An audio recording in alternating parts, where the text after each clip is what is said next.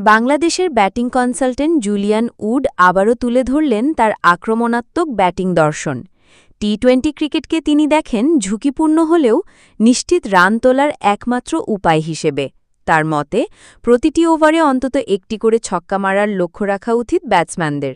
উডের ভাষায় টি-20তে ভয় পেলে চলবে না, পরিকল্পনা হতে হবে সোজাসুজি, প্রতি ওভারে একটি বড় শট, সেটা ছক্কা হলে তো সেরা, না হলে অন্তত বাউন্ডারি।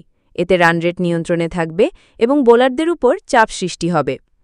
ইংল্যান্ডের এই হিটিং কোচের দর্শন ঘিরেই বাংলাদেশ দল বিশেষভাবে কাজ করছে।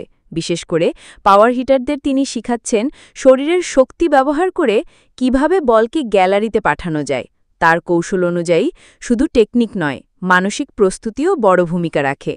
বিশ্বকাপ ও এশিয়া কাপের মতো বড় টুর্নামেন্ট সামনে রেখে উডের এই আক্রমণাত্মক ব্যাটিং দর্শন কতটা কার্যকর হয় সেটিই এখন দেখার বিষয়।